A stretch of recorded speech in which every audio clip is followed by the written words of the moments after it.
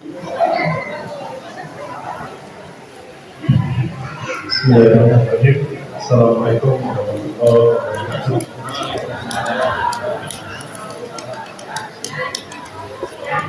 Alhamdulillah wa syukurillah wa salatu wa salam ala rasulillah wa ala alihi wa sahbihi wa mawalah.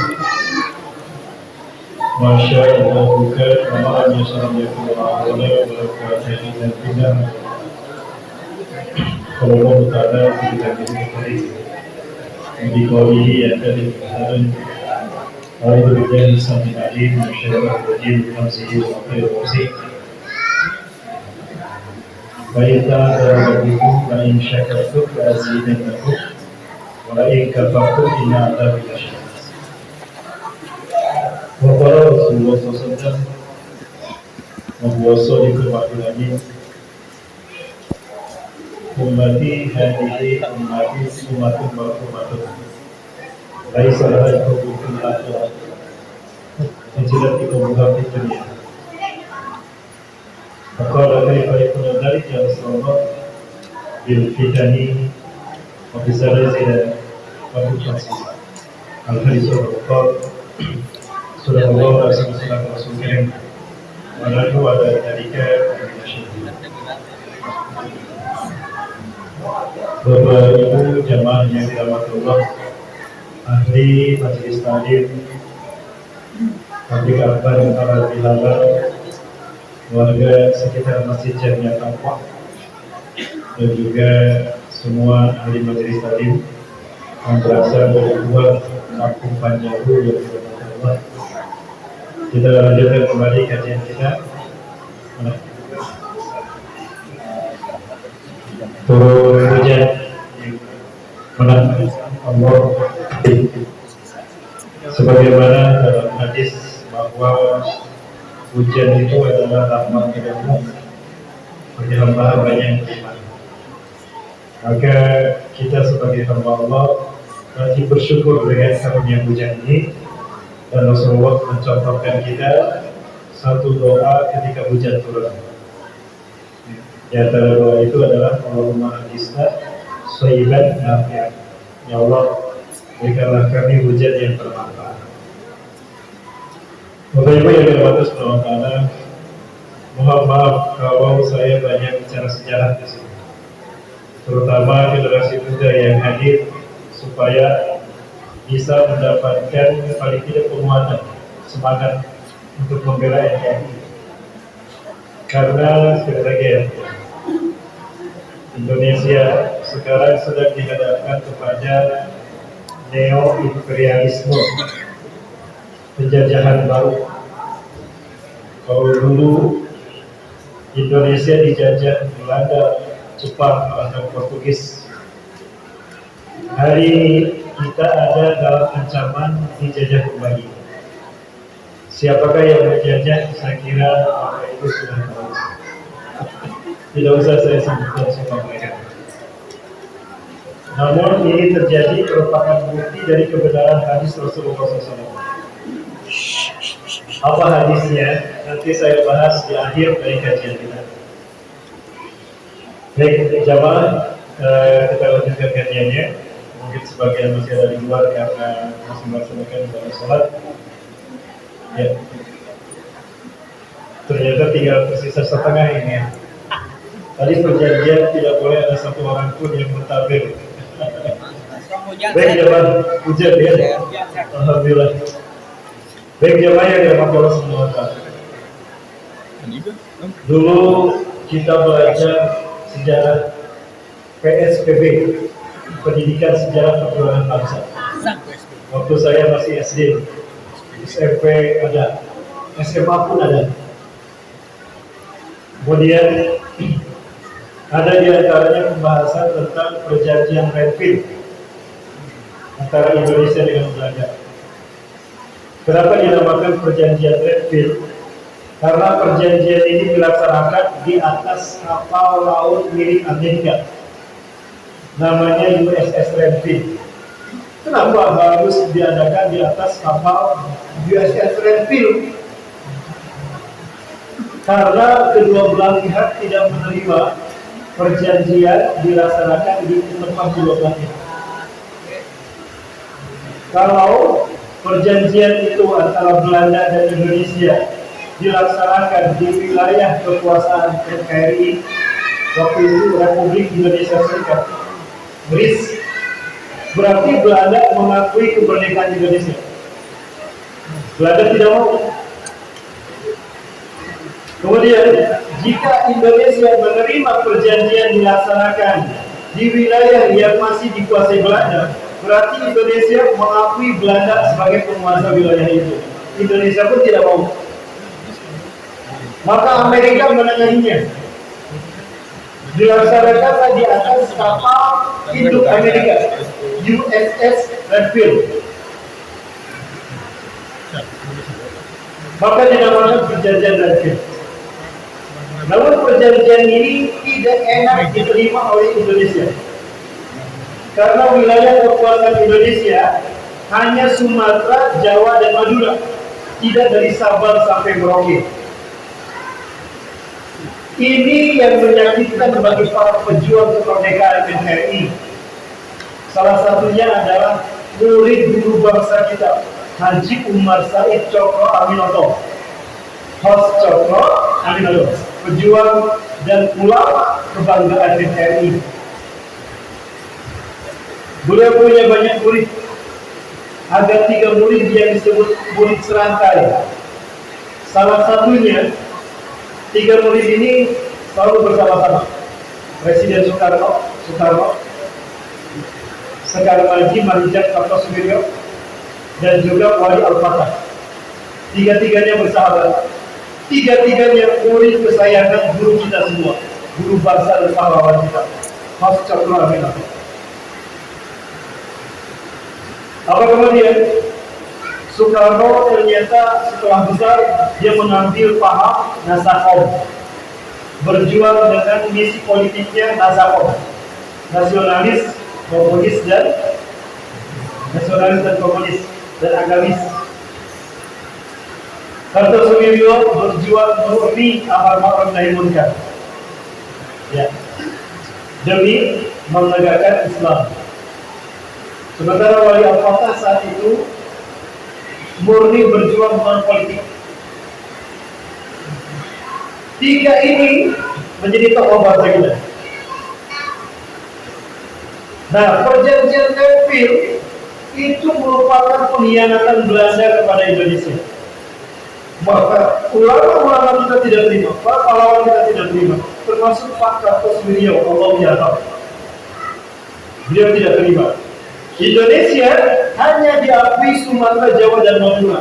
Maka kita kehilangan Timur, bahkan Kalimantan dan Sulawesi kita kehilangan. Nah, ini kondisi Indonesia dalam perjanjian Redfield. Beliau tidak terima. Ini artinya jiwa nasionalisme dan patriotisme besar dari seorang Kartosuwiryo, Allah yarham. Yang kedua, Indonesia status quo, istana negara kosong. Soekarno-Hatta ada di Yogyakarta, di pengasihannya. Maka istana negara kosong. Ini berbahaya. Ada satu kondisi di mana tidak ada pemimpin negara di istana. Padahal situasi sedang kacau dihadapkan kepada penjajahan Belanda, agresi Belanda. Nah, ini dalam teori politik manapun adalah situasi status quo yang berbahaya. Ini dipandang oleh Pak Kartosuwiryo, tidak boleh dibiarkan. Jakarta harus diselamatkan. Yang ketiga, Aidit memimpin gerakan untuk mengambil NKRI, akan membawa gerakan pemuda tani, gerakan tani Indonesia, gerakan pemuda rakyat. Akan diberangkatkan ke Jakarta. Artinya PKI akan mengambil alih Jakarta. Ini sejarah yang ditutupi dari anak bangsa. Saya menolak lupa istilahnya. Jamaah, bisa didengar? Baik, Bapak mungkin saya sambil berdiri aja. Ibu-ibu nggak kelihatan. Baik. 3 hari ini sangat berat dihadapi Indonesia. Maka harusnya para petinggi negara sigap menyikapi kondisi Indonesia. Maka Pak Karto Suwiryo tidak mau kehilangan momentum. Beliau menyeru para ulama, bahkan menyurati Pak Soekarno, tidak boleh kita menerima satu perjanjian Fairfield. Kita harus tetap istiqomah, harus tetap dengan Komisi Indonesia Sabang sampai Merauke. Kedua, Jakarta tidak boleh dibiarkan kosong. Yang ketiga, PKI harus dihentikan. Gitu ya, boleh. Maka beliau memproklamirkan sebuah gerakan demi menyelamatkan NKRI. Itu baru satu tahapan. Yang penting istiadat beliau, Indonesia aman dulu dari Sabang sampai Merauke. Nanti baru ada bargaining power, ada tawar-menawar politik dengan Pak Soekarno. Itu akan dilakukan. Namun fitnahan dari bawah luar biasa. Dari kanan kiri kita pada luar biasa. Beliau yang tadinya ingin menyelamatkan NKRI justru difitnah sebagai pengkhianat bangsa. Justru pada beliau adalah pahlawan. Betul? Allah Akbar. Beliau satu-satunya yang berani menyeluruhkan ini kepada negara seluruh dunia. NKRI masih ada. Karena beliau seorang Muslim, otomatis akidah Muslimnya yang kuat. Itu baru istihad pertama. Ada beberapa langkah lagi yang beliau akan lakukan sebetulnya.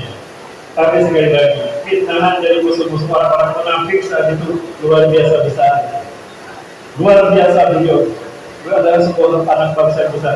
Beliau memiliki jiwa patriotisme dan rela berkorban besar untuk bangsa ini. Sampai beliau mengatakan, orang-orang yang ada di bawah saya itu tanggung jawab saya. Saya yang dihukum, jangan mereka hukum. Timpakan saja hukuman mereka kepada saya. Luar biasa. Ini ceramah beliau dalam momen sebelum eksepsi politik beliau dibacakan. Dan ada satu buku saya simpan sejarah beliau di rumah saya. Dan salah satu ceramah ini yang membuat saya baik ya budaya memang kalau selesai sampai di sana. Kita doakan Allah memberikan balasan pahala yang besar bagi Pak Karto. Amin. Itu pahlawan nasional bangsa. Ya budaya kata yang kedua, peran ulama terhadap NKRI besar luar biasa. Dan ini ditutup-tutupi oleh mereka.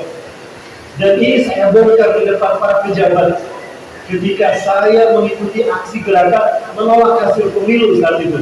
Dan ini pula yang membuat saya ditangkap.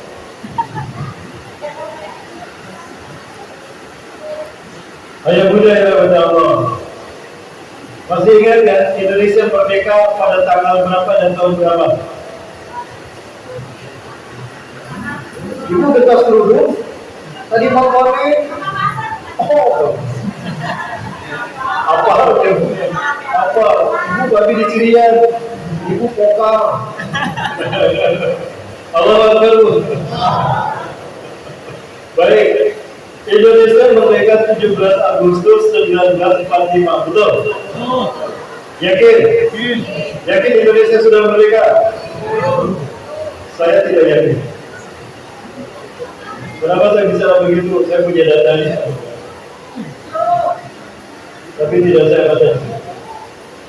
17 Agustus 1945, Indonesia proklamasi menyatakan diri merdeka. Di mana teks proklamasi itu dibacakan? Jalan Pegangsaan Timur nomor 56. Apakah itu kantor? Bukan. Apakah itu lembaga negara? Bukan. Apakah itu istilah negara? Bukan. Itu rumus orang Habib. Ini mungkin peran serta habaib dalam kemerdekaan NKRI. Bahkan di Palestina ada cucu Rasulullah yang bernama Sayyid Muhammad Al-Husaini. Beliau menyatakan pada dunia Indonesia merdeka. Tidak ada lagi Belanda dan Jepang yang menjajah Indonesia. Itu tahun 44. Bahkan beliau menyuruh para ulama dan agnia di Timur Tengah termasuk Palestina untuk menyumbangkan dananya membantu kemerdekaan NKRI. Bahkan ada seorang orang paling kaya konglomerat di Palestina. Beliau bernama Muhammad Ali Tahir. Beliau kosongkan semua uangnya di bank. Beliau undang para petinggi bangsa kita. Boleh diperlihatkan. Kalau dibuka kan di folder kan.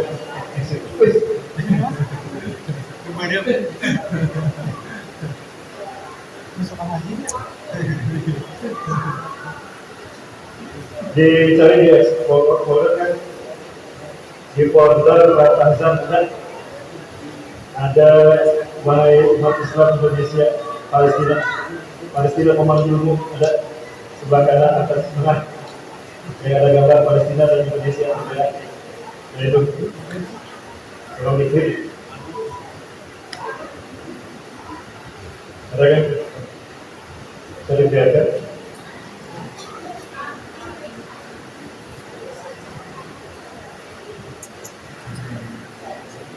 Diklik lagi, terus aja kan, terus ke bawah, terus lagi, terus lagi kan, terus ya terus ke bawah, ada di situ, terus kan,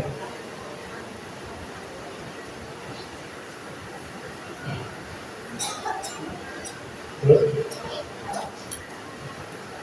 ya terus lagi, terus lagi, ya terus lagi, masih ke bawah,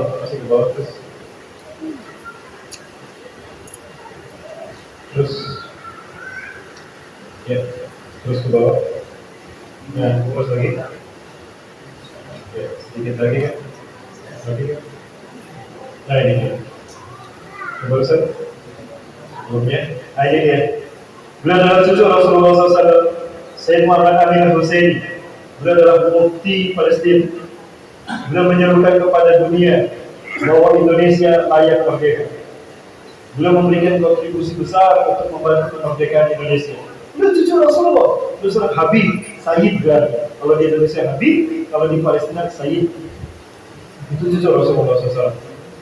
Syekh Muhammad Ali Thohir, orang paling kaya di Palestina. Beliau kosongkan uangnya di bank dan panggil para pemuda, belum undang para petinggi Indonesia. Dia ongkosin pesawatnya pulang pergi sesudahnya kan. Ya kemudian sesudahnya. Nah ini Kiai Haji Abdul Salim diambil oleh Syekh Amin Al-Husaini dan Syekh Ali Thohir. Diundang para petinggi Indonesia, Muhammad Hatta diambil oleh beliau. Ya diundang untuk menerima bantuan dana dari Muslim Palestina untuk membantu membiayai kemerdekaan NKRI. Dan negara pertama yang mengucapkan selamat atas kemerdekaan NKRI adalah Palestina. Begitu naskah proklamasi selesai dibacakan atas nama rakyat Indonesia, Soekarno-Hatta, negara pertama Palestina yang mengucapkan. Silakan buka dalam sejarah. Di saat Barat pun mengakui NKRI, Palestina sudah mengakui kemerdekaan NKRI. Ini yang mudah. Dan rakyat Palestina banyak yang membantu menyodorkan dananya untuk membantu membiayai kemerdekaan NKRI. Artinya kita punya hutang kemerdekaan kepada Palestina. 28 negara katakan nombok 1955 di gedung Asia Afrika. Tinggal Palestina yang belum merdeka sejak tahun 55. Artinya kita punya hutang kemerdekaan. Ini Dr. Muhammad Nasir, kalau tidak salah Abu Said, Raja Faisal dari Saudi Arabia. Ini bukti peran para ulama, termasuk ulama nasional yang mulia. Baik, berikutnya saya cerita lagi. 17 Agustus 1945 Indonesia merdeka. 2 bulan sesudahnya, berarti bulan apa? Agustus, September, Oktober. Belanda memboncengi Inggris datang ke Indonesia. Jangan lupakan sejarah ini. Di sini jelas orang ulama mempertahankan kemerdekaan NKRI. Mana ahli sejarah yang mengaku kok Indonesia yang soal nasionalisme? Buktikan kalau ini salah. Saya menolak untuk di gedung DPR RI kita bacakan di depan Komisi 8 yang kami ingin bertemu dengan mereka. Satu tokohnya tidak hadir karena tahu kalau akidahnya akan ditelanjangi. Siapa? Jalaluddin Rahmat, petinggi Syiah Indonesia. tahu akidah Syiahnya akan kita bongkar, dia malu, dia tidak hadir. Alhamdulillah, dia sudah mati. Sudah mati kan? Allahu Akbar. Insyaallah mereka tidak akan pernah bangkit di Indonesia. Amin. Termasuk komunisme tidak akan pernah bangkit. Betul? Yakin? Yakin. Amal para pemuda ini. Aman. Masya Allah. Masuk bulan. Ayo muda yang dirahmati Allah. Inggris dan Belanda datang ke Indonesia. Untuk apa? Tukang menukar tawanan perang. Inggris ingin melihat tawanan perang tentaranya dan Belanda yang ditawan di Indonesia. Indonesia itu sama. Cuma tukar menukar tawanan perang. Tapi kok Inggris datang dengan pasukan yang banyak, alutsista, alat-alat perang dan yang sangat banyak, kendaraan perang yang banyak. Belanda memboncenginya. Sampai apa kata Presiden Soekarno, namun jadi perang harita kemerdekaan kita cuma 2 bulan, Agustus, September, Oktober. Tinggali pasukan awal alat perang yang hebat. Kalau Soekarno bayangkan negara dalam ancaman agresi Belanda yang kedua diboncengi Inggris dengan pasukan yang tidak tanggung-tanggung. 4 jenderal hadir ke Indonesia dari Inggris. Salah satunya Jenderal Malabi. Betul? Saya menolak lupa sejarah di depan para polisi dari mulai polsek sampai polda. Saya sebut bapak-bapak jangan lupakan sejarah bangsa ini. Ayo muda yang lima tahu. Lanjut.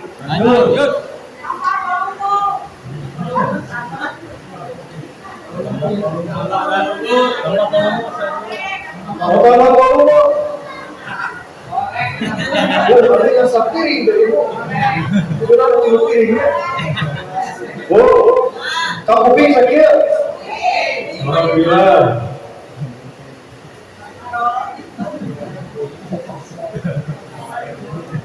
Baik.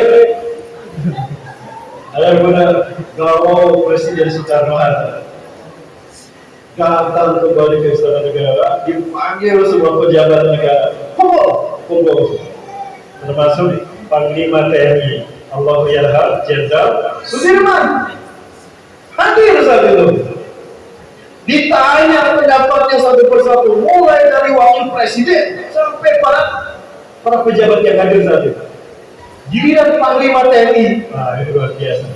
Allahyarham, yang Panglima, yang Jenderal, yang tentara, dan beliau ulama dan bangsawan Indonesia. Luar biasa. Semoga Allah merahmati beliau. Amin. Pak Presiden bertanya pada saya, maka saya akan berkata apa pendapat saya. Akan saya sampaikan. Saya akan mengemukakan pendapat saya satu sebagai seorang Sudirman, warga negara NKRI yang cinta mati NKRI karena Allah. Luar biasa. Yang kedua, saya akan berbicara sebagai seorang Panglima TNI. Yang ketiga, saya akan berbicara sebagai seorang Muslim. Apa pendapat saya? Tolong kirimkan utusan atas nama negara. Langsung Anda tanda tangan suratnya. Kirimkan utusan, temui ulama. Yang ditemui ulama, bukan pendeta, bukan biksu, bukan ulama. Tapi ulah salah ulama kan ya? Ulama.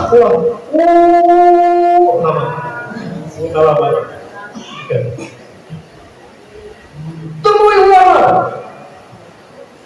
Tanyakan 3 hal kepada ulama ini. Apa itu yang Panglima? Tolong sebutkan. Pak Presiden Soekarno tidak sabar mendengar pendapatnya.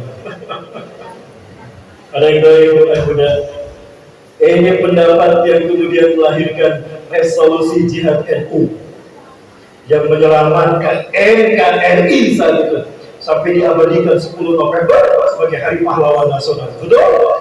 Tokohnya saat itu yang muncul adalah Bung Tomo. Betul? Takbirnya berkali-kali kan? Jamaah. Nah, jangan lupakan sejarah ini. Inilah peran besar ulama terhadap keselamatan NKRI. Lanjut. Wah, ibu lagi terus baik,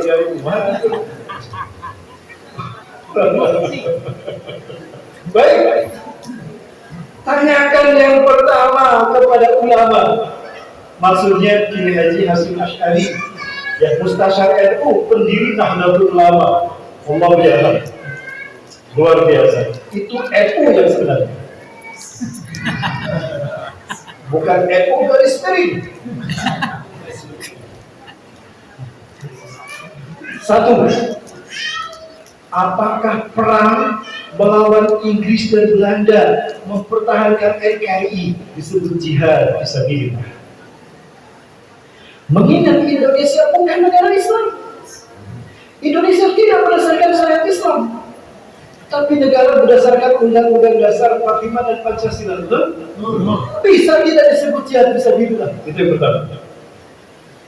Sebetulnya Pak Jenderal Sudirman sudah tahu jawabannya, tapi ingin penegasan ulama. Begitu tawadhunya beliau ingin melibatkan ulama saat itu, ingin memposisikan ulama pada maqam mulia untuk membuktikan peran serta dan kemampuan ulama untuk melawan penjajahan NKRI. Betul? Luar biasa cerdasnya ini, Panglima. Sayang sekali, tidak ada yang berjiwa Sudirman lagi sekarang di TNI. Betul? Jamaah. Ada yang masih aktif di TNI sekarang? Enggak ada? Ada?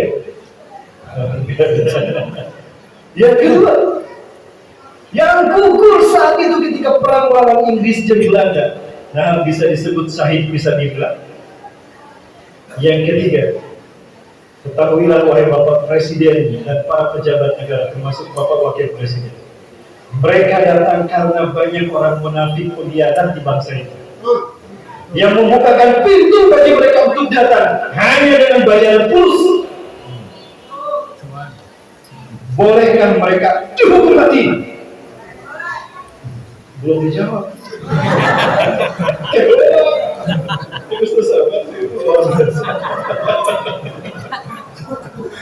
Itu tiga hal yang dikemukakan Pak Jenderal Sudirman. Itu pendapat saya. Itu pun jika Pak Presiden, Pak Wakil Presiden dan semua pejabat negara ini menerima. Bagi saya itu solusinya untuk membangkitkan semangat juang mereka warga negara Indonesia, terutama umat Islam. Saya percaya mereka, karena saya percaya ulama dan umat Islamlah yang bisa rela berkorban demi membela NKRI, bahkan sampai nyawa pun mereka akan lakukan. Luar biasa, ini diplomasi politiknya Jenderal Sudirman. Allah, maka beliau dikagumi oleh dunia, termasuk Inggris dan Belanda pun kagum sama beliau. Betul? Ini namanya TNI.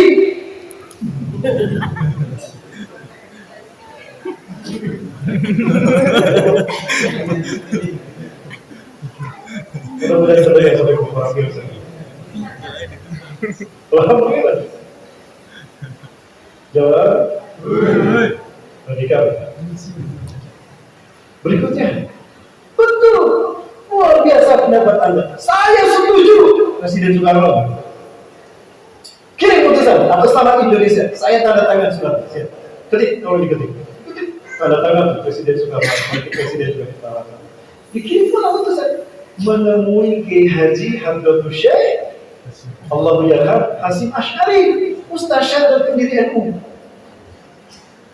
Luar biasa. Beliau bisa sebetulnya memberikan fatwa, tapi beliau bertawadu. Beliau undang ulama-ulama Indonesia sejawa dan Madura. Ada utusan dari Sumatera, Kalimantan, Riau dan Lombok. Mereka diminta pendapatnya. Beberapa hari mereka musyawarah demi menjawab pertanyaan. Ini tugas penting negara. Dan apa yang terjadi? Keluarlah jawabannya. Dan 3 jawaban ini menjadi resolusi jihad. Silakan buka sejarah resolusi jihad Nahdlatul Ulama Indonesia. Itulah resolusi yang menyelamatkan bangsa ini dari penjajahan agresi Belanda yang kedua. Allah, 10 November puncaknya. Perang melawan Inggris dan Belanda, membela NKRI dari Sabang sampai Merauke adalah jihad fisabilillah. Jangankan itu, saya saja yang bodoh ini Bapak Ibu sekalian. Saya membaca sebuah hadis Rasulullah. Kita sedang di rumah, datang maling menyatu di rumah kita. Mereka ingin mengambil harta kita. Kita lawan itu maling, kita terbunuh, syahid kok. Apalagi rumah tangga NKRI yang namanya Sabang sampai Merauke, betul? Jihad itu. Oh, sepakat? Yang kedua, karena itu jihad, maka yang berperang karena Allah saat itu syahid bisa gitu. Ini yang ketiga, para pengkhianat hukumnya dari sisi manapun, apalagi hukum Islam. Dari hukum positif negara saja itu sudah wajib dihukum mati. Maka para pengkhianat bangsa saat itu wajib dihukum mati. Itu 3 fatwa Nahdlatul Ulama yang kemudian jadi resolusi jihad. Hari ini kita butuh fatwa itu. Betul? Kondisi kita lebih parah daripada saat itu. Betul? Maka 3 hari ini saya sangat membutuhkan. Maka tidak salah satu tokoh yang pernah saya temui. Tanyakan sama Ustaz Alfian Tanjung yang kemarin ceramah. Kami kumpul sama-sama. Saya dengan beliau selalu hadir dalam kajian. Alhamdulillah 2 kali kita pertemuan di, yang pertama di Sumatera, yang kedua kita bertemu di Bogor. Semua ulama kita bertemu. Saya hadir saat itu. Padahal saya mau Ustaz Bokal artinya. Makanya diundang saya. Kamu diundang ke Garut, alhamdulillah. Tapi jadinya dibalas tersahat. Tapi ternyata saya diundang. Ada Ustaz Alfian Tanjung, kita ngobrol bersama. Masing-masing kita diminta pendapatnya. Saya menyampaikan sejarah ini. Tolong bangkitkan kembali resolusi jihad. Cuma ini satu-satunya untuk menyemangati bangsa kita agar bangkit kembali mempertahankan NKRI. Wabilah, sadarkan tidak Pak Surya, apa yang dulu digunakan musuh-musuh Islam untuk menghancurkan Turki, protokol Zionis sekarang digunakan untuk menghancurkan Indonesia. Semua trik-trik musuh-musuh Islam hari ini, termasuk COVID-19, menghancurkan rakyat Indonesia lewat penyakit, itu dulu pun ada. Maka kita butuh resolusi jihad. Tapi saya, NU sekarang tidak seperti NU dulu. Betul? Tapi walaupun demikian, saya yakin masih banyak orang-orang yang betul-betul NU, betul? Termasuk di sini. Bahkan para pejuang syariat Islam yang dulu ada dalam bidang hosok kelamin, saya yakin banyak ulama-ulama pejuang selanjutnya sekarang, betul? Allahu Akbar. Dan mungkin ini juga bisa lakukan kalau kita tidak berjamaah. Yakin Allah akan menolong kita. Yakin tidak? Saya yakin. Kok kenapa saya yakin? Baik, masih ada waktu kan? Bisa. Sampai maghrib? Tadi sampai maghrib. Yang boleh ada potong. Dikeluarkan ini. Ayah Bunda, maka dengan resolusi jihad yang tadi, Indonesia berhasil dipertahankan. Inggris kehilangan 4 jenderalnya langsung. 4 jenderalnya mati di NKRI, termasuk Jenderal Malabi. Ada jembatan merah, peristiwa jembatan merah. Itu pertempuran pertama terjadi dalam peristiwa itu. Siapa yang membimbing? Ulama. Bukti ulama ini berjuang kontribusi untuk menjaga ketuaan NKRI. Tapi apa yang terjadi?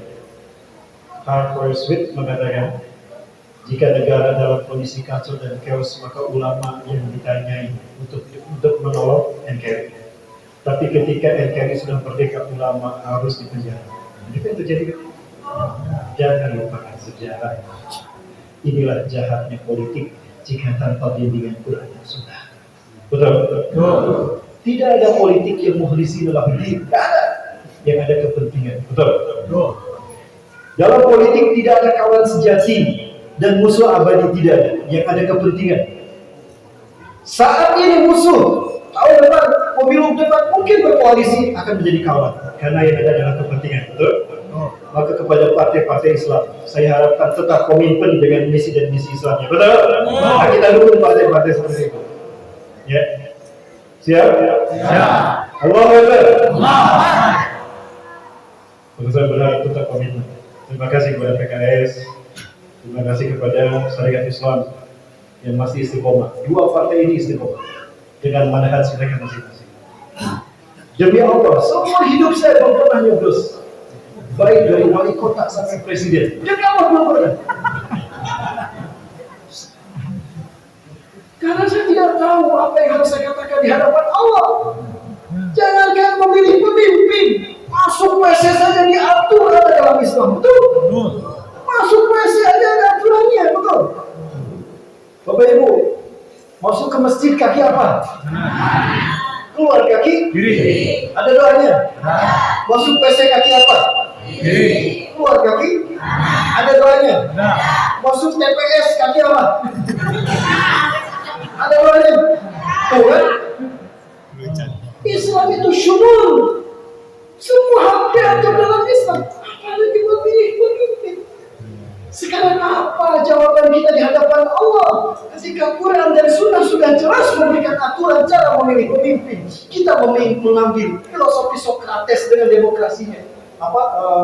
Sokrates dengan demokrasinya, Plato dengan politeianya, Aristoteles dengan demokrasi dan sebagainya, dengan republika dan politika. Itu semua dalam filsuf Yunani yang mereka tidak beriman pada Allah, betul? Sudah ada Quran Sunnah, demi Allah. Sunnah Rasulullah disandingkan dengan sunnah Nabi Musa saja sudah haram hukumnya. Al-Quran disandingkan dengan Taurat sudah haram itu hukumnya. Baca hadisnya. Tafsir surat Ali Imran ayat 81-82. Itu kisahnya dahsyat luar biasa. Itu menunjukkan posisi Rasulullah dibandingkan dengan Nabi dan Rasul yang lain. Jangan pernah samakan Rasulullah dengan Nabi dan Rasul yang lain. Itu yang kedua. Saya tidak bisa menjawab ketika Quran dan Sunnah sudah menjelaskan. Kita ngambil cara orang lain. Tapi kemarin pemilu kemarin itu pemilu pertama yang saya ikuti dan pemilu terakhir yang saya ikuti. Karena saya kecewa. PPR kan membela ke istana ya. Habis-habisan ulama membelanya. Sekarang dia masuk istana, ulama masuk penjara. Kita apa ya? Saya ceramah begini, beliau pegang laptop saya. Itu fotonya ada di rumah Pak Yudi. Saya diundang ceramah di masjid beliau. Ada ketemu beliau, ketemu ibunya dan istrinya. Kita akrab saat itu. Karena saat itu saya berjuang. Saya tidak rela Jawa Barat diberikan untuk beliau. Saya perjuangkan Jawa Barat untuk beliau. Tidak mau untuk beliau. Tapi untuk saat itu bedakan. Kenapa saya memilih teman-teman saya mujahidin? Ustaz murtad. Ustaz sudah munafik. Tapi surhaka bil batil sudah. Saya dituduh begitu. Anda mencampurkan Islam dengan jahiliyah. Kenapa? Luar biasa tuh. Ada teman-teman datang ke rumah saya jelaskan. Baik, ijtihad saya, semangat Pak Karpo saya hidupkan lagi. Betul? Saya sejarahnya di rumah tuh. Satu buku sejarah terus saya simpan. Saya lanjutkan kembali sejarah beliau. Saya ulangi jejak langkah beliau. Di Pak Murid langsung Pak Karpo saya temui di Indonesia. Alhamdulillah, 5-5-nya sudah meninggal dunia. Saya belajar sejarah perjuangan Indonesia dari mereka. Langsung tangan kanannya Pak Karpo Suwiryo.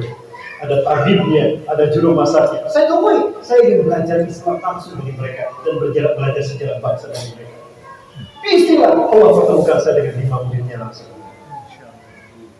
Maka demi Allah, saat itu saya belajar perjuangan Anda, wahai imam kami, akan kami lanjutkan. Allahu Akbar. Tidak akan pernah saya sia-siakan perjuangan. Beliau pahlawan bangsa yang benar. Sebagaimana Hos Coklat atau betul. Banggalah para pemuda Indonesia. Kita punya tokoh-tokoh yang luar biasa di mata dunia. Betul? Lanjut jemaah. Oh, ternyata kajiannya sudah kira. Oh, bias bu. Biasa diikuti bu. Mulai ini bu. Baik ya, baik. Allah. Sampai mana tadi? Di masak. 5 murid. Ya. Satu itu aja. Baik ya, boleh lewat Allah.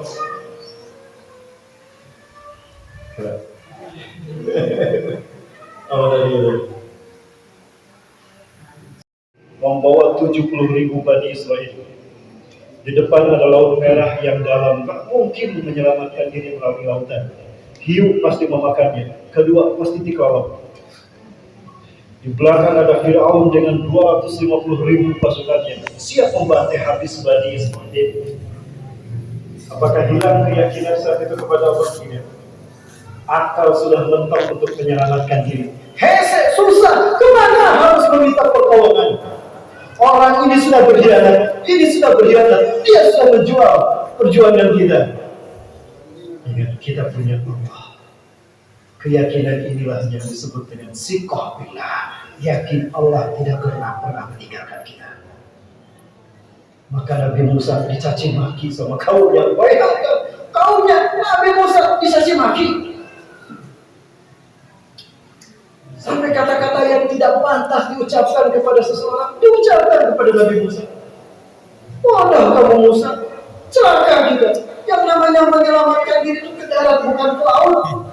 Mampus kita. Di belakang kita ada Fir'aun dan para tentaranya yang siap membantai kita.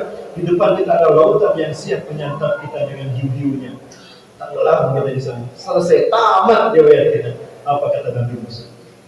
Wa'in lakum bihra qawlakum, celaka kalian, cabut kata-kata kalian. Hadza laysa min amri, ini hadza min amrillah. Ini bukan pendapat saya, ini bukan keinginan saya, ini perintah Allah. Lupa kalian, sejak kita keluar dari istana Fir'aun, kalian kepanasan, yusdiruhul ghamam, Allah kirimkan awan menaungi kita. Betul? Kalian tidak pernah kepanasan. Siapa yang mengirimkan awan? Allah.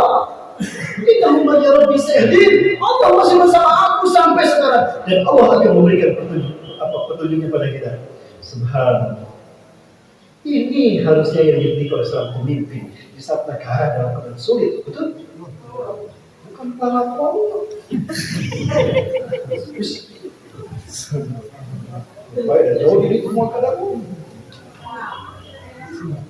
Ayo Bunda yang menjawab. Dahsyatnya keyakinan kepada Allah. Inilah namanya siqah billah. Yakin kepada pertolongan Allah. Betul? Nabi Ibrahim, api sudah mengepungnya. Mana logika yang bisa menyelamatkan saat itu? Betul? Tapi Allah yang memiliki api itu. Saya dapat perintah Allah.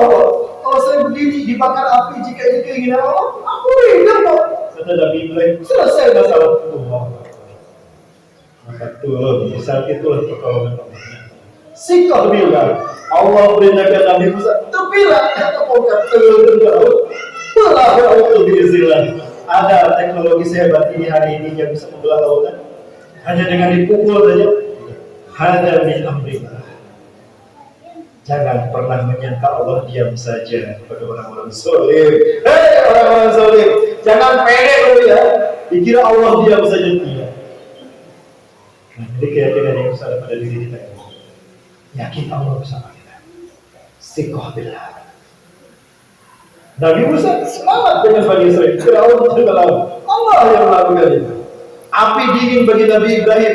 Api sudah bergejolak, tapi Nabi Ibrahim masih goyang-goyang bersikir. Kok tidak terbakar? Bahkan ketika api mati, Nabi Ibrahim keluar.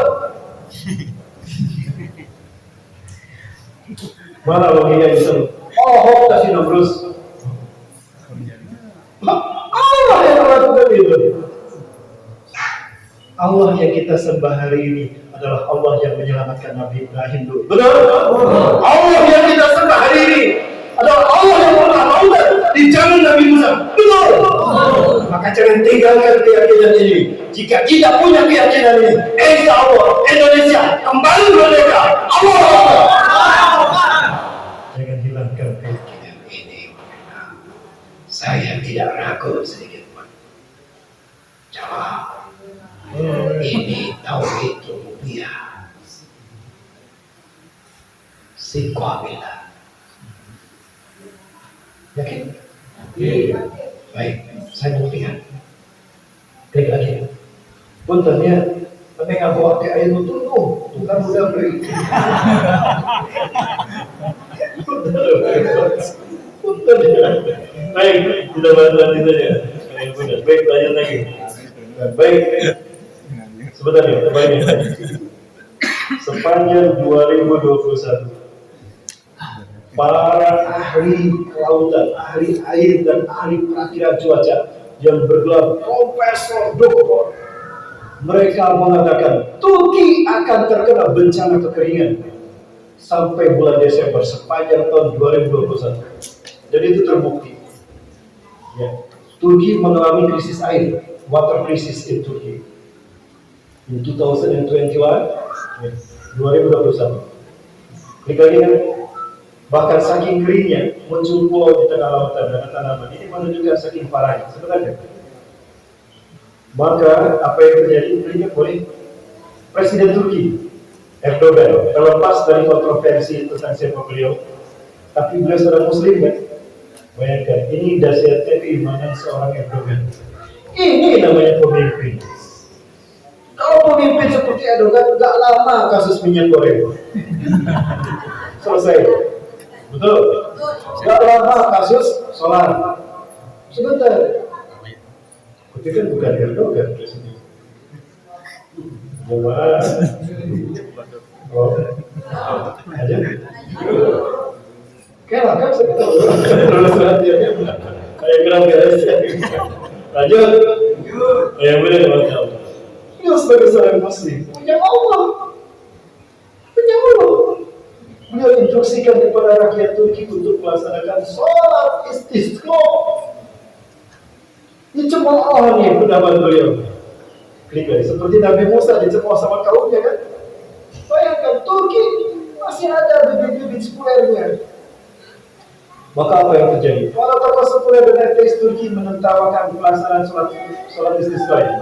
Sebab menurut laporan perakiraan cuaca, menurut pakar para profesor ahli-ahli tentang hujan dan cuaca, tidak ada kemungkinan hujan di Anatolia selama 15 hari ke depan. Klik lagi. Salah satunya tokoh yang satu ini. Silakan diklik di arahnya. Kalau boleh. Orang ini mencemoohkan keputusan Erdogan karena Tuhan tidak bertanggung jawab. Ya, silakan di follow ya.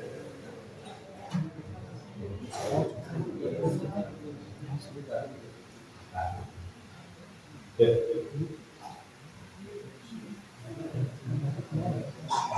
Tidak ada. Bencana kekeringan yang menimpa Turki sejak bulan Januari 2021 ini membuat warganya tak mampu berbuat apa-apa. Silakan, terus lebih baik. Satu-satunya cara adalah dengan melaksanakan sholat untuk meminta hujan, yaitu sholat istisqa. Sejumlah imam Turki menganggap ritual ini tak berguna, karena yang diperlukan sebenarnya adalah mitigasi gangguan.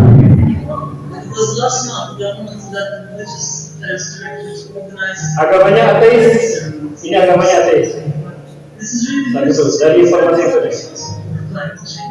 Another desperate movie is a 10,000 years old paradigm, pagan ritual. Pada bulan Januari, para ilmuwan memprediksikan tak akan terjadi hujan di Turki sampai bulan Desember tahun ini. Badan Meteorologi Turki menyatakan stok air hanya cukup untuk 45 hari ke depan, yaitu sampai pertengahan April. Namun perkiraan mereka meleset karena ternyata hingga bulan ini stok air masih tersedia. Pada beberapa hari ini terjadi kebakaran hutan dahsyat di Turki, khususnya di bagian selatan. Turki dalam kondisi darurat akibat kekeringan dan kebakaran. Kali ini Presiden Recep Erdogan meminta para imam masjid untuk melakukan lagi sholat istisqa besar-besaran di berbagai wilayah yang ada di Turki. Para imam kembali skeptis. Pada tahun Agustus 2021, warga Turki kembali melakukan sholat istisqa. Dan alhamdulillah 2 hari kemudian hujan deras pun turun. Ini buktinya. Misal para ahli mencemoohkan keputusan Erdogan, misal mereka mentertawakan ketika umat Islam Turki melaksanakan sholat istisqa, maka logika para profesor itu mentah-mentah gila. Allah permalukan pawang hujan yang kehujanan di Indonesia. Allahu Akbar. Ini namanya tauhid. Allah.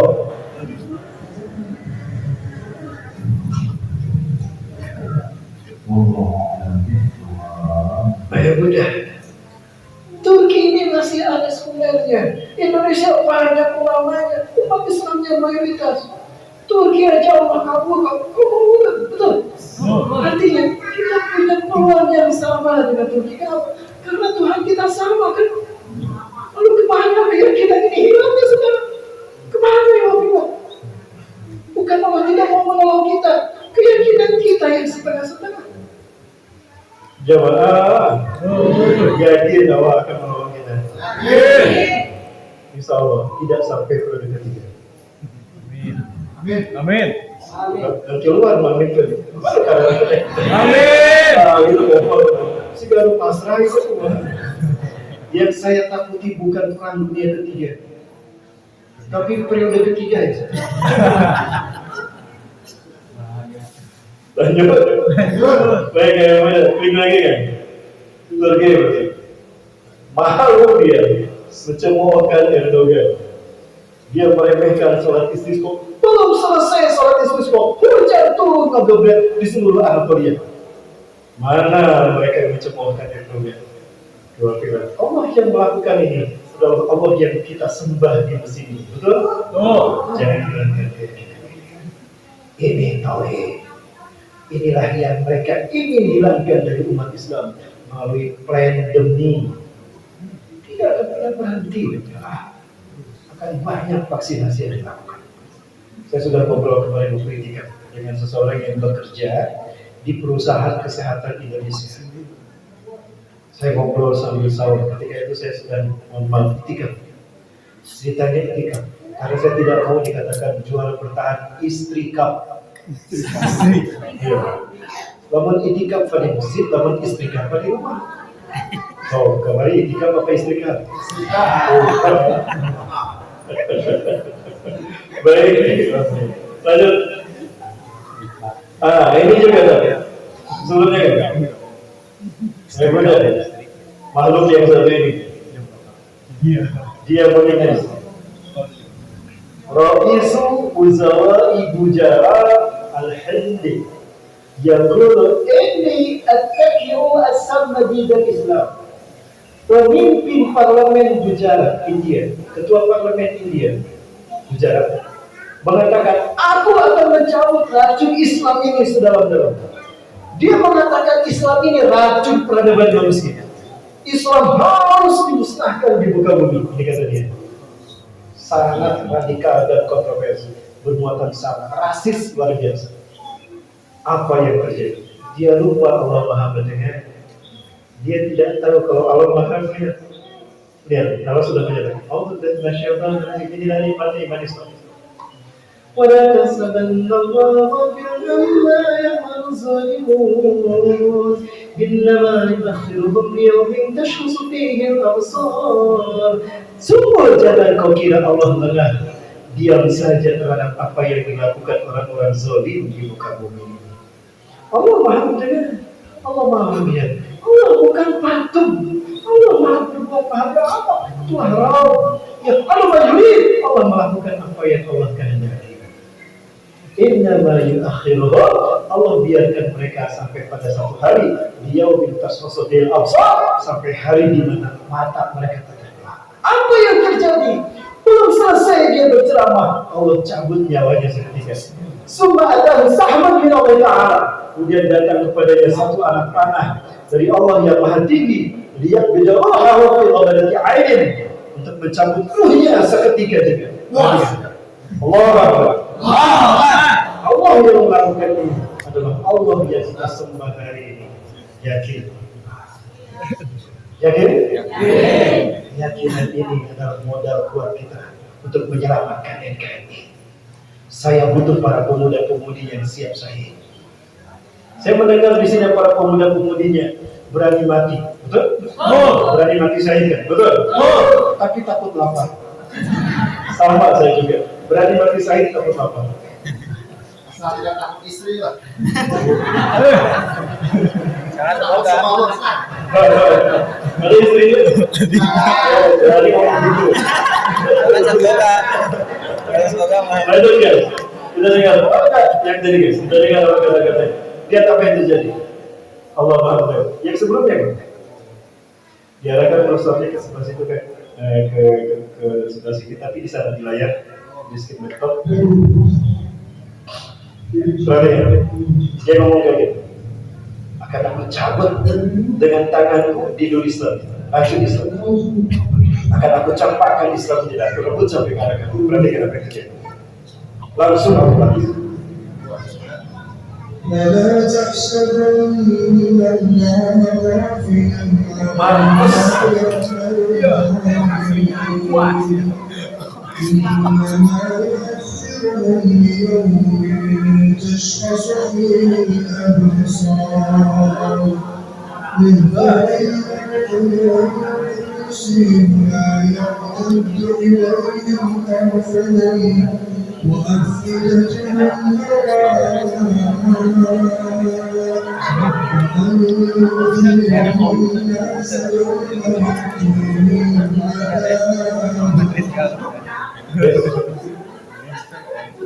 Dan seorang buzzer RP, dia dibayar seperti biasa.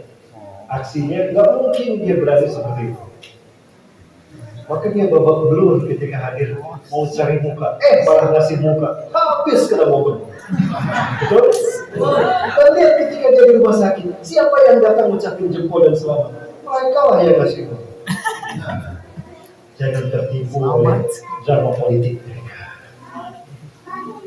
Bagi saya, ada mereka. Kalau mereka bertemu saya yang syahid atau mereka mati di tangan saya.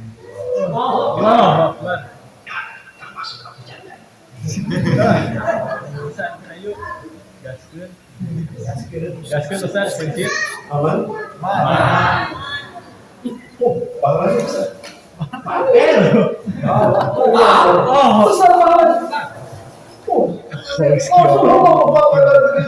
Surga menunggu mereka.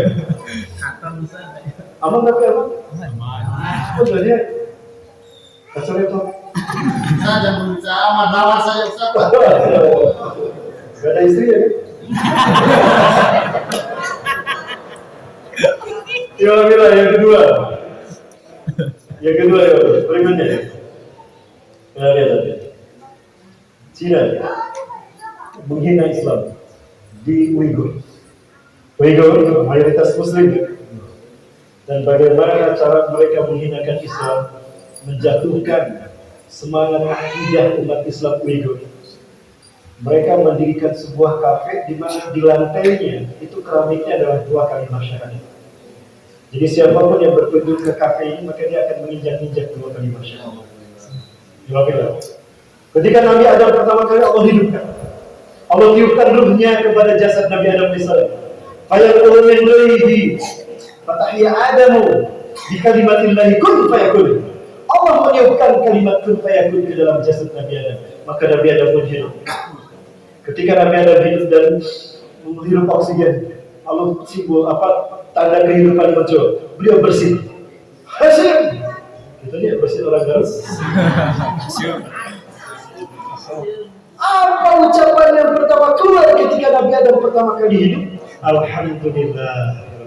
Kagum para malaikat. Ucapan pertama, pujian kepada Allah. Lalu malaikat Jibril dan para malaikat mengatakan, ya Yarhamukallah ya Adam. Nabi Adam menjawab, Yahdikumullah. Lalu Nabi Adam mengangkat kepalanya melihat arsy Allah yang sangat indah dan megah. Maha kokoh, ditopang dengan pilar-pilar yang sangat kokoh. Di antara pilar-pilar itu tertulis kalimat La ilaha illallah Muhammadur Rasulullah. Allah muliakan arsy-Nya dengan 2 kalimat syahadat. Pemerintah Cina membuat kafe yang lantainya 2 kalimat syahadat. Tujuannya apa? Untuk menghinakan Islam. Jika setiap pengunjung kafe ini akan menginjak 2 kalimat syahadat. Tapi saya yakin Allah akan menghukum negara ini. Dulu ketika mereka menzalimi ulama dan mengunci masjid-masjid di Uyghur, Allah balas dengan hukuman yang satu ini. Silakan. Ini hukuman dari Allah. Ya, lantainya dibikin 2 kalimat syahadat. 2 kalimat yang Allah muliakan dengan di bawah arsy. Mereka hinakan seperti ini. Saya berharap Allah segera memberikan hukuman kepada bangsa ini. Sehancur-hancur. Betul? Allah Akbar. Nah,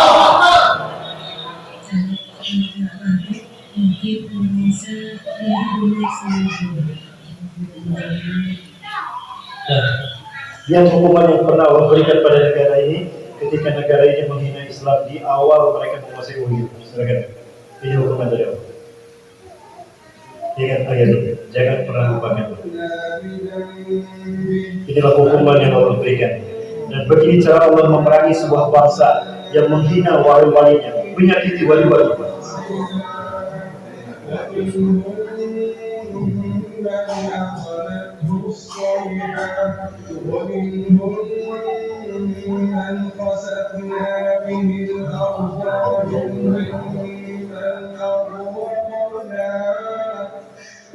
Angin besar Allah berikan pada mereka. Mungkin seperti ini kaum Nabi Syuaib di azab Allah, kaum Ad, kaum Samud.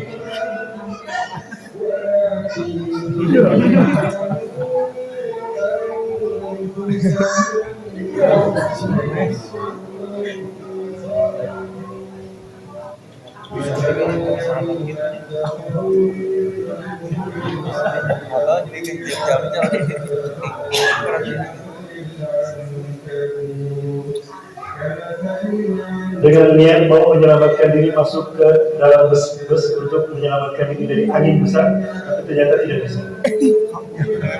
Tersungkur dengan wajah-wajah mereka. Ini hukuman yang pernah Allah berikan pada mereka. Ketika kalimat ini dihinakan oleh mereka di Uyghur, mereka melakukan kehinaan yang berikutnya. Saya yakin Allah akan kembali menghukum mereka.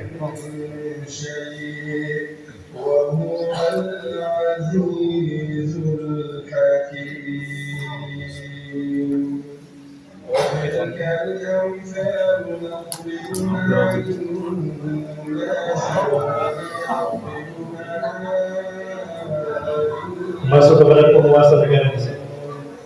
Jika kembali masuk di ulama, ingat Allah perangi. Tidak ada satu bencana, masih banyak bencana yang siap Allah timpakan. Jika kembali menghinakan para ulama, menzalimi para wali Allah SWT.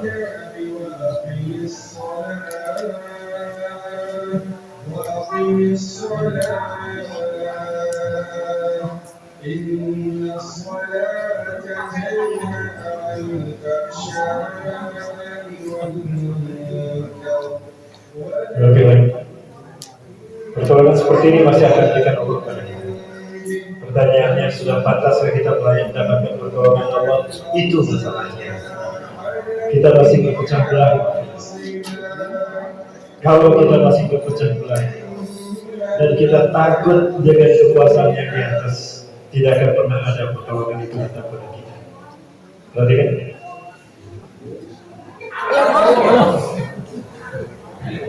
Ada yang bisa bersembunyi dari hukuman Allah? Pak Aina, mau kemana mereka akan pergi melarikan diri? Lillahi ma fis samawati wa ma fil ardi, milik Allah langit dan bumi. Ini tauhid. Modal kita untuk mendapatkan pertolongan. Yang kedua, berjamaah, jangan berpecah belah. Ya Allahi ma'al jamaah. Pertolongan Allah, perlindungan Allah akan diberikan ketika kita berjamaah. Berjamaah bukan bersatu, bukan. Karena bersatu tidak selamanya berjamaah. Wahai umat Islam, mari kita bersatu, mari bersatu. Paling berjamaah ya teman. Berjamaah itu sebagaimana sholat berjamaah tadi, betul? Berapapun jumlah makmumnya, berapapun besar masjidnya, di depan ada yang memimpin, nah itu berjamaah. Harusnya di luar masjid pun kita berjamaah seperti sholat. Yang sholat tadi partainya berbeda, ormasnya berbeda kan? Tapi sama kan gerakan sholatnya.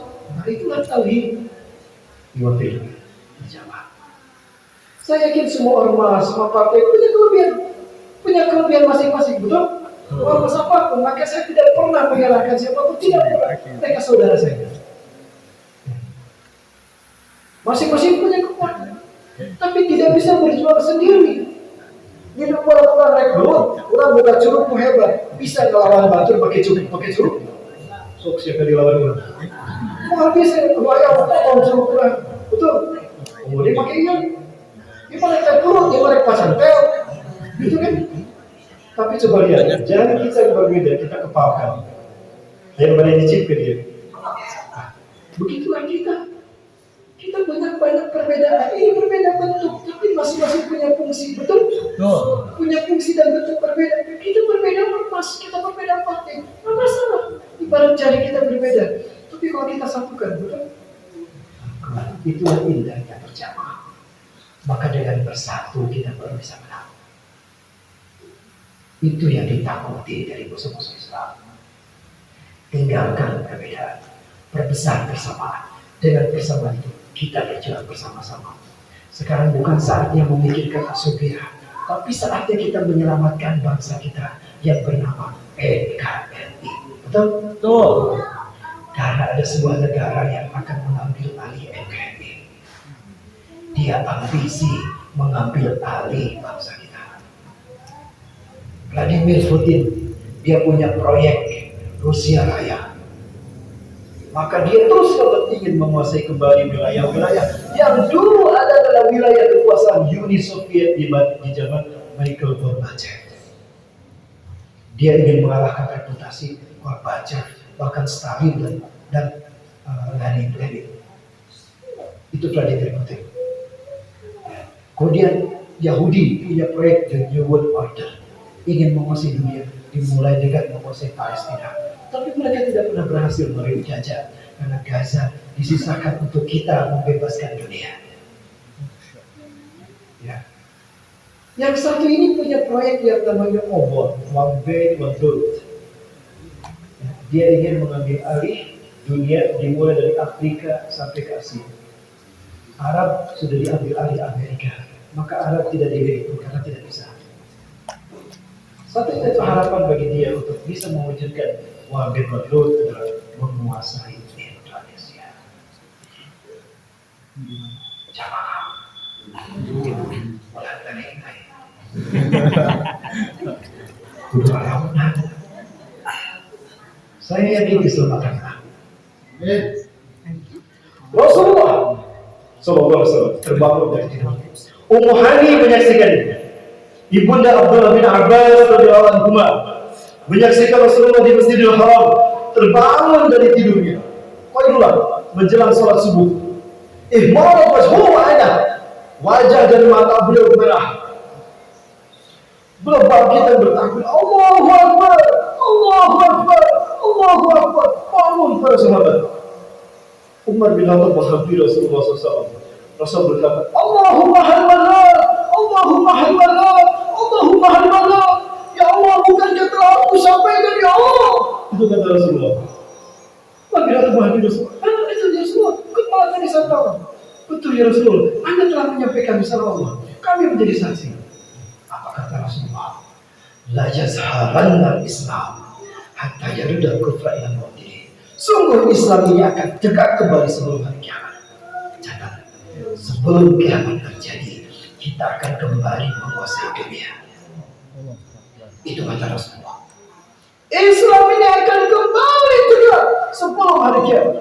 Jadi Allah, tidak ada satu rumah pun di muka bumi, baik di kota ataupun di kampung, melainkan Islam akan menutup pintu rumah mereka. Dan tidak ada tanah sejengkal pun, melainkan Islam akan tegak di sana. Semua. Saya yakin ini akan terjadi. Isyaratnya sudah ada. Betul kan Ustaz? Baik. Ciri-ciri kedatangan Islam akan tegak ketika Imam Mahdi muncul. Tanda Imam Mahdi akan muncul apabila Saudi Arabia hancur. Ingat, Saudi Arabia sekarang diambang kehancuran. Saya sedang menyaksikan itu. Apabila seorang raja penguasa Bani Sulaim, negeri Bani Sulaim mati, maka akan terjadi perang 3 anak laki-laki keturunannya. Mereka berebut kekuasaan, tapi mereka tidak berhasil. Itu kata Rasulullah. Negeri Bani Sulaim adalah Saudi Arabia. Raja Salman sudah hampir meninggal. Beliau sudah sepuh dan sakit-sakitan. 3 putra mahkotanya sedang berebut kekuasaan. Muhammad bin Salman, Muhammad bin Nayef, dan Al-Walid bin Talal. Tiga-tiganya sudah perang, tapi tidak akan berhasil.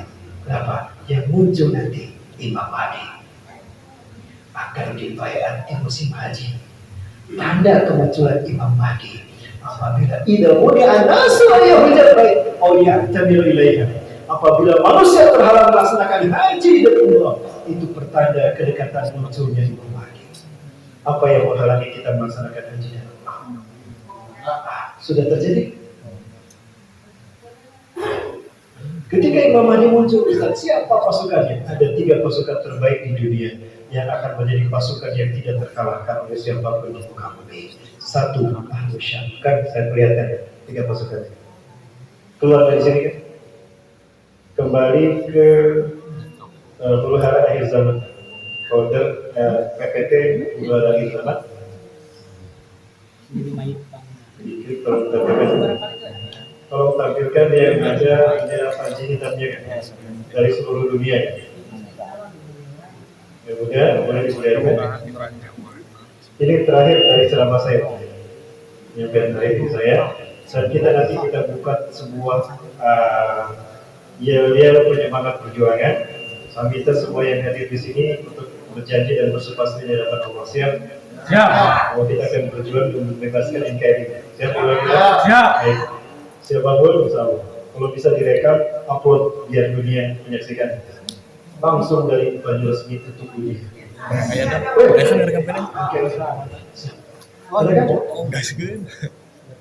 PPT yang baru ada akhir zaman, yang ada gambar helikopter kan? Ada gambar helikopter. Yang tadi ya pernah dilihat. Ya baru ada. Itu berbanding kiamat.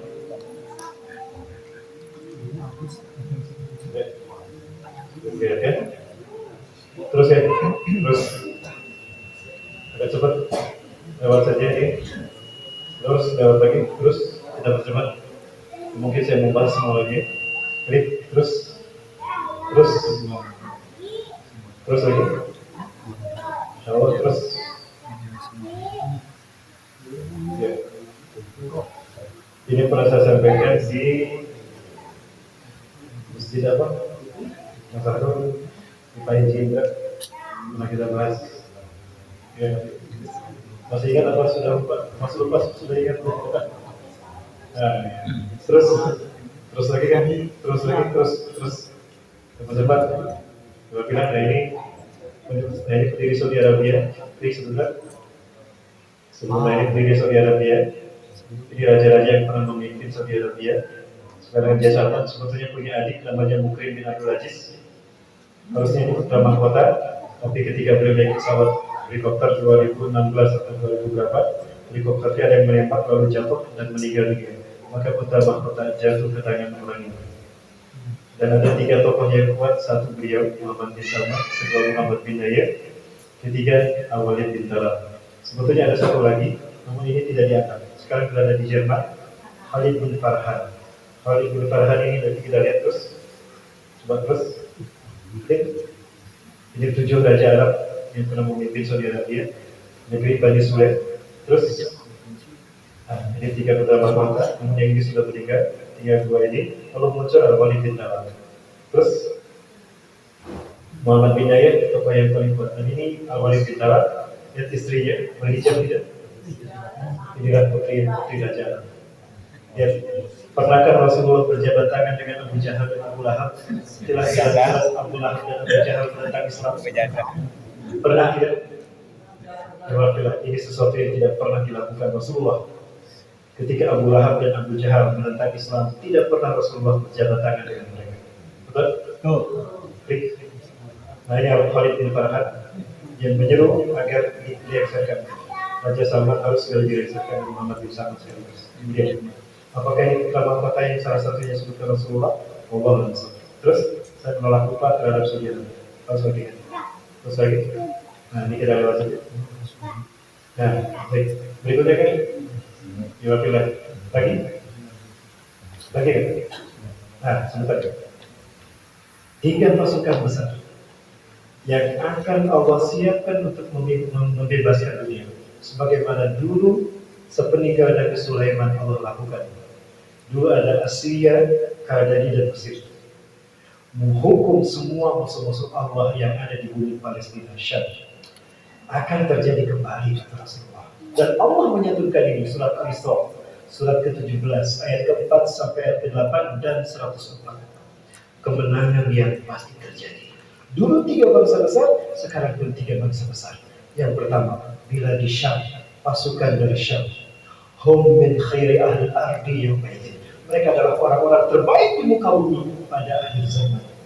Mereka adalah pasukan yang malaikat ikut berperang melawan mereka. Di laptop saya ada satu video apa?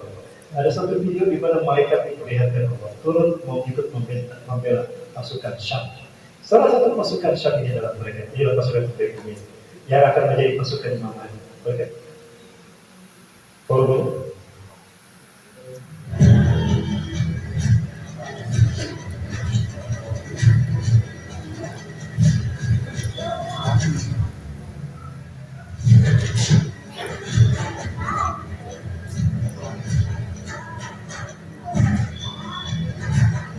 Rasulullah SAW bersabda, "Satabulu jannat fillah, wa satabulu jannat fisyam, wa satabulu jannat fiyabah." Akan ada mobilisasi pasukan perang di Irak, di Syam, dan di Yaman. Ya Rasulullah, jika itu terjadi di zaman kami, ya Rasulullah, pilihkan untuk kami bergabung harus dengan pasukan yang mana? Wa'alaikum bisyam. Bergabunglah kalian dengan pasukan Syam. Fa'inal malaikat basitatun ajnihatiha. Dan para malaikat mengangkat sayapnya untuk melindungi pasukan Ahlu Syam. Bayangkan, malaikat ikut berperang bersama mereka. Yang kedua adalah pasukan para pembawa panji hitam dari Pulau Sakri. Rasulullah bersabda, "Yakhruju min Khurasan rayatun sul." Akan keluar dari bumi Khurasan para pembawa panji hitam. La yarudduha syai'un. Tidak ada yang bisa menghalangi mereka dan mengalahkan mereka. Mereka pasti menang. Hatta tursola di Ilya, sampai panji hitam ini ditancapkan di bumi Ilya, Masjidil Aqsa. Jika itu terjadi, kiamat lebih dekat ketimbang pundak dengan kepala kita. Ini kata Rasulullah kepada Abdullah bin Hawalah al-Asdi, "Ya Ibn Hawalah, jika kamu melihat panji hitam nanti berkibar di Masjidil Aqsa atau di pelatarannya, maka kiamat lebih dekat kepada kalian ketimbang pundak dengan kepala. Sebentar lagi Israel akan hancur. Ingat, Taliban adalah pasukan dari bumi Khurasan. Hibatullah Ahunzada, pemimpin Taliban yang ketiga, mengatakan 2020 setelah Afghanistan kami bebaskan, berikutnya Palestina yang akan kami bebaskan. Allahu Akbar. Inilah pasukan. Apakah ini pasukan Khurasan? Wallahu a'lam bishawab. Kita lihat. Boleh.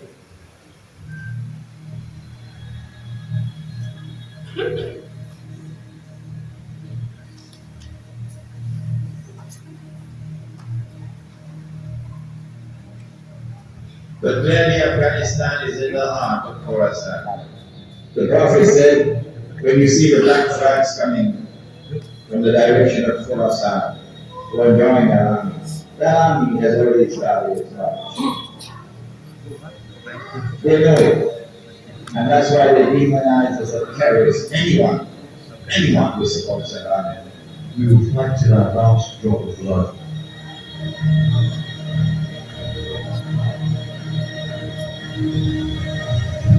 So you already Afghanistan to crush the awakening.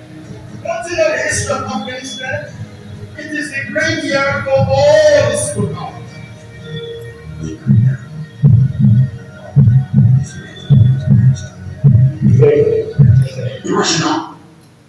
Bahkan saya sudah menyimpan datanya. Ini dulu tahun 2018 mungkin. Tahun 2018 saya punya. Saya simpan, tapi ini sudah tidak pakai. Maaf sekarang sudah mulai serius. Biar yang di mesin ini yang ada. 2017 atau 2018 saya simpan foto. Ada sebuah pasukan yang dunia tidak menyentuhnya sekarang. terbebas. Allah jaga mereka dari fitnah dunia dan Allah munculkan mereka dari kecil untuk menjadi pasukan terbaik. Insya Allah dalam mereka. Dan ini masih dari bumi Khurasan. Siapa mereka? Tinggal pasukan dari bumi Khurasan. Allah tunjukkan setiap mereka itu.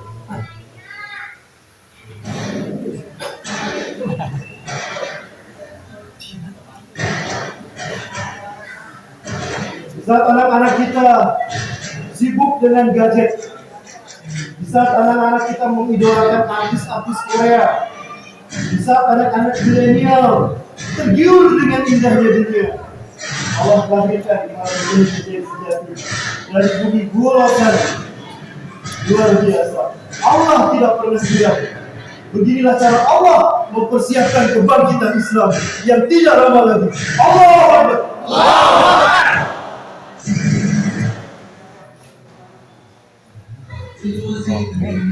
Quran adalah teman sehari-hari mereka.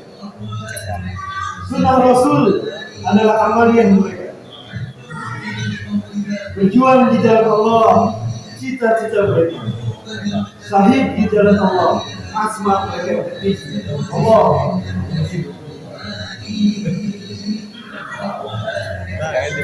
Kita sampaikan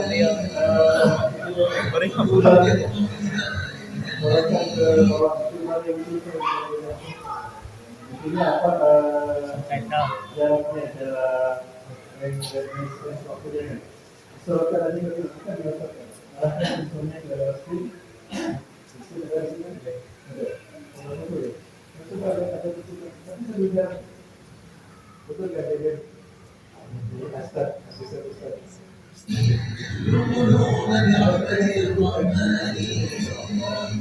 ومن القرآن في أجزائه وهو من حامد القرآن هم في المناسب لهم وتوجه Yang masih punya situ endek dia main dekat jonglok.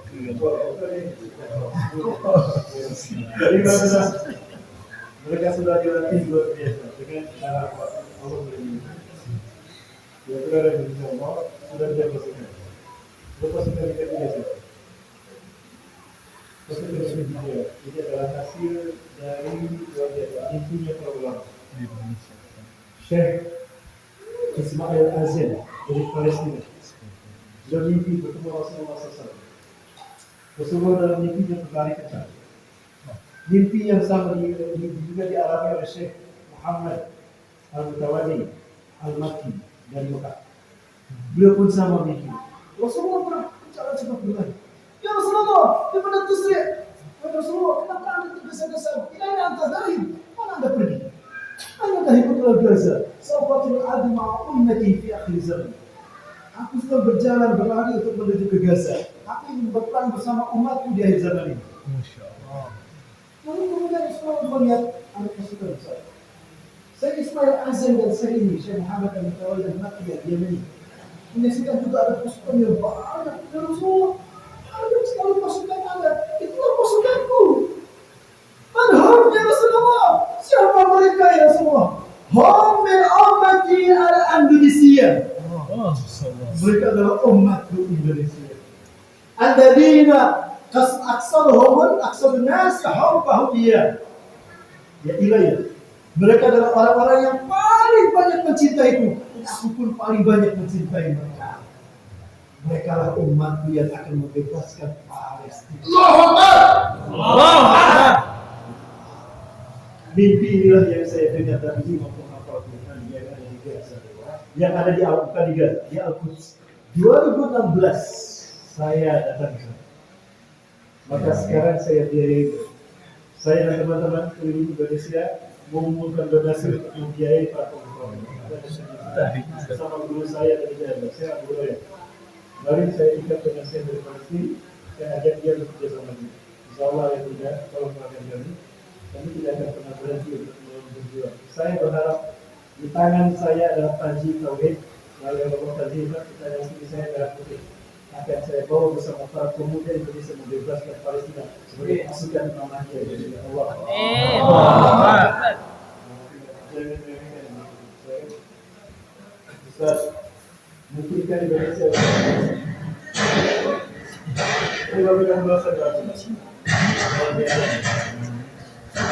serem gitu. Iya.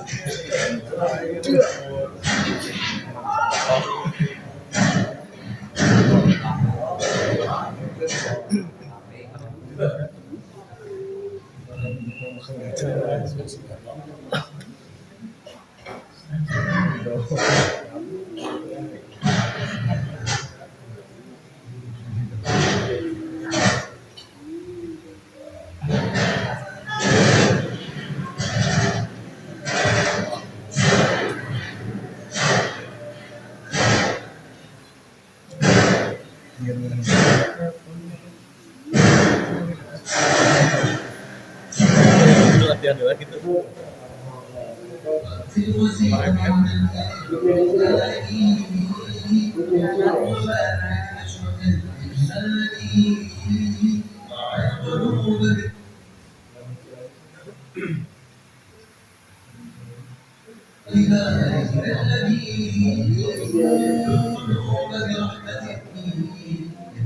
أحمد للدنا وهي التي أعطت الفقر هداية الثاني سبحان منزله بليلة قدره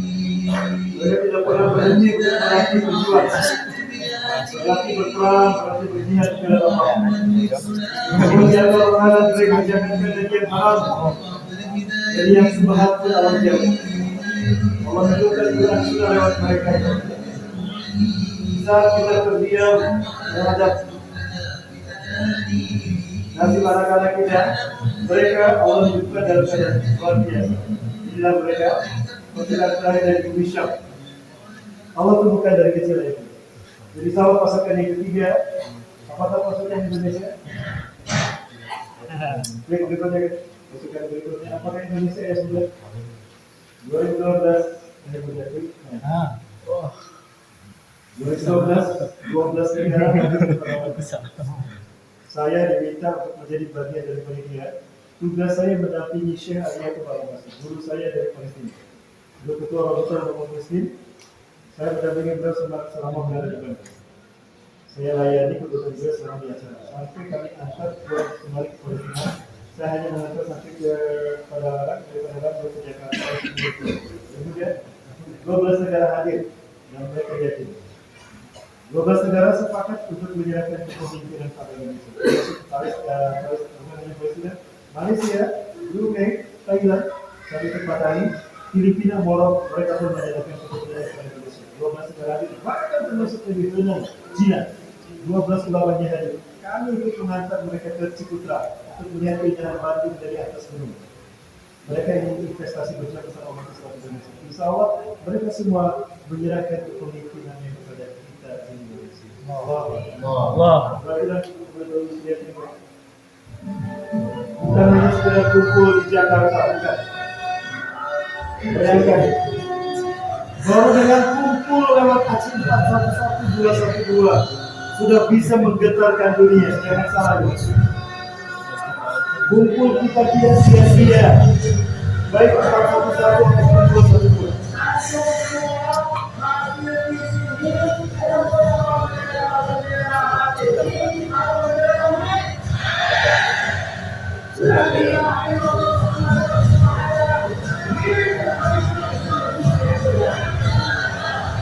Sekali lagi.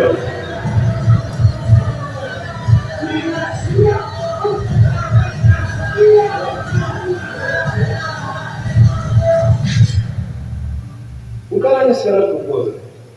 Kita memang cuma kumpul dan menyerukan suara hati, tapi itu mampu menggetarkan dunia. Jangan salah. Dan itu dimulai dari Garut. Betul. Dimulai dari Garut. Itu di sana. Garut akan menjadi bagian depan kita semua. Yakin? Allahu Akbar. Ya. Lanjut lagi. Lanjutkan lagi. Kering lagi. Terus Lampung. Terus seluruh Indonesia menggema ikut menyuarakan. Seluruh dari kota Garut. Lagi. Teruskan bersama Lampung. Seluruh Indonesia saya simpan. Klik. Teruskan kita bersama lagi kan. Bahkan dia tulis, Mesir ikut bangkit. Ada yang tahu? Di momen yang sama, Mesir ikut bangkit. Lagi, Tunisia pun ikut menyambut seruan kita. Bayangkan, jadi Garut mampu menggetarkan dunia.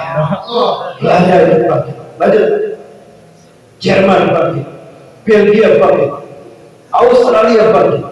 Bahkan Rusia di bawah kepemimpinan Vladimir Putin tidak kuasa menyaksikan umat Islamnya bangkit menyambut seruan dari kota Garut ini.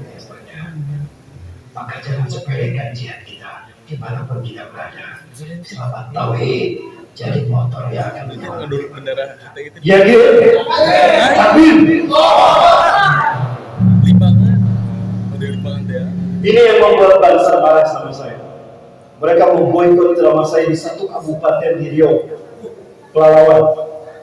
Saya ceramah tidak jadi, mereka tidak mau saya ceramah. Bangsa ada 100 orang mengelilingi saya. Saya tidak takut, Allah masih bersama saya. Saya masih bisa pulang ke Jawa Barat. Maka saya tidak bermaksud cukup tidak. Kecil mereka di hadapan Allah. Betul. Allah akan berikan dunia ini selama kita iman dan amal soleh. Betul. Siap bersatu untuk berjuang? Siap bebaskan NKRI? Ada satu pertanyaan kepada Ustaz. Palestina sudah teruji, Israel ditolong Amerika dan dunia. Mereka tidak bisa pertahankan. Betul. Saya pernah bertemu dengan mereka. Saya pernah bertemu dengan Hamas, dengan Izzuddin Al-Qassam, dengan Jihad Islami, bahkan Fatah. Kami undang mereka ke Indonesia. Saya tidak menolak kehebatan mereka. Betul. Mereka sudah diuji dengan Taliban. Begitu pun Taliban. Dua negara adidaya Rusia tahun 97 kalah oleh Taliban. Malu Rusia. Ya, ribuan tentara Rusia mati di Afghanistan. Begitu pula Amerika. 2015 Amerika kehilangan 2.500 pasukannya. Dua negara adidaya penguasa blok timur dan blok barat, Rusia dan Amerika, tidak bisa mengalahkan Taliban. Mereka sudah teruji di dunia. Indonesia, siapa yang mengujinya? Siapa yang benar? Baik. Jika Palestina sudah terbukti kehebatannya, Israel yang dibantu negara barat tidak berhasil mengalahkan mereka. Taliban terbukti berhasil mempermalukan kedua negara adidaya, Rusia dan Amerika. Indonesia. Baik, Rasulullah pernah bersabda, La taqumu sa'atu hatta tuqatil qauman sigorul a'yun juluduhum ahmar zulfal urub wa wujul kamajanin. Kiamat tidak akan terjadi sehingga kalian akan berperang dengan sebuah bangsa. Sipit mata mereka, merah kulit mereka, pesek hidung mereka, dan lebar wajah mereka. Sudah hadir mereka di Indonesia? Sudah. Allah hadirkan mereka untuk menguji kualitas kehebatan tauhid kita. Iman Islam. Jika mereka bisa berhasil kita usir dari NKRI, maka berikutnya yang akan kita usir adalah Israel dari bumi Palestina. Allahu Akbar. Allahu Akbar. Yakin? Yakin. Angkat tangan. Yakin Allah Maha mendengar? Yakin. Yakin Allah Maha melihat? Yakin. Yakin Allah Maha menolong? Yakin. Lagi keyakinan. Ya Allah. Ya Allah. Di masjid ini ya Allah, Masjid Jami'at Taqwa, salah satu tempat di mana kami menyembah-Mu ya Allah. Engkau Maha mendengar ya Allah. Engkau Maha melihat dan Engkau Maha menyaksikan apa yang kami lakukan di masjid ini sejak zuhur tadi ya Allah sampai sekarang. Maka kami bersumpah ya Allah, tidak akan pernah berhenti berjuang di jalan-Mu ya Allah, sampai dunia ini Kau kembalikan kepada hamba-Hamba-Mu yang beriman dan beramal saleh. Amin. Maka kabulkan semua doa kami ya Allah. Jadikan kami adalah salah satu dari mereka yang akan membebaskan bumi ini ya Allah. Dari kota Garut ini ya Allah, kami akan azamkan kembali untuk menyadarkan umat Islam dunia ya Allah.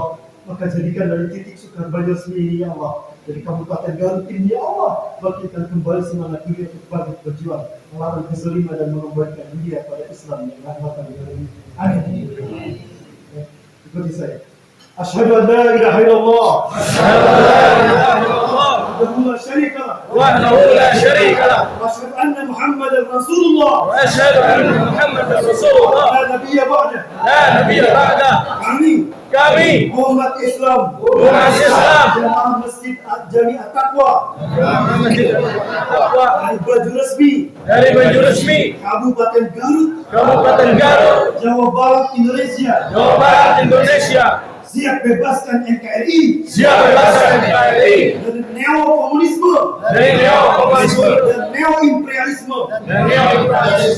Yang kedua, kami umat Islam Indonesia dari Kabupaten Garut siap bebaskan Palestina dengan jiwa dan darah kami. Siri-siri Palestina, siri-siri ya Al-Quds, siri-siri ya Aqsa, biru, bidam, nafti kaya Aqsa, biru, bidam, nafti kaya Aqsa, takbir,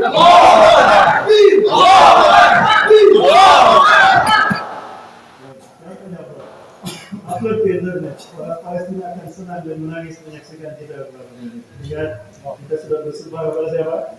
Allah akan menangis sumpah kita keluar dari masjid ini. Jangan sampai lupakan janji kita. Inilah cara kita untuk mempertahankan takwa kita. Mu'ahadah, mengingat-ingat janji kita kepada Allah. Muraqabah, dekatkan diri terus kepada Allah dengan ibadah kita. Lanjutkan tarbiyah Ramadan. Tahun berikutnya sampai kita di bulan berikutnya sampai kita Ramadan kemudian. Syawal artinya tingkatkan kualitas sebelumnya dengan kualitas yang lebih baik dengan suasana yang lebih baik. Muhasabah, introspeksi terus setiap saat. Barangkali ada langkah kita yang salah. Lalu kemudian mu'aqabah, hukum kita jika ada kelalaian dan kesalahan kita lakukan. Hukum diri kita dengan ibadah kepada Allah dan menangis bertobat kepada Allah. Yang kelima, mujahadah sungguh-sungguh dengan keyakinan Allah bersama kita. Pasti kita akan menang. Yakin? Allahu Akbar. Saya akan kembali insyaallah tanggal 4 sampai tanggal 13 Juli jika tidak ada halangan. Kita sudah ada jadwal untuk ke Palestina kemarin. Insyaallah kita akan sholat Idul Adha. Kemarin 250.000 orang Palestina sholat Idul Fitri di Masjid Al-Aqsa. Mudah-mudahan 1 juta nanti yang hadir di sholat Idul Adha. Saya sudah dapat jadwal dari Syekh di Mesir. Ustaz, ada jadwalnya sholat Idul Adha di Mesir. Di Masjid Al-Aqsa. Kita akan ke Jordan, kita akan ke Mesir, lalu kita ke Palestina. Rombongan yang punya uang silakan nabung dari sekarang berangkat bersama-sama tanggal 4 sampai tanggal 13 Juli. Kita sholat Idul Adha di sana. Rasakan bagaimana menyembah Allah yang tidak alami dan maksud. Itu dan kita yang pertama. Ustaz, berapa ongkosnya?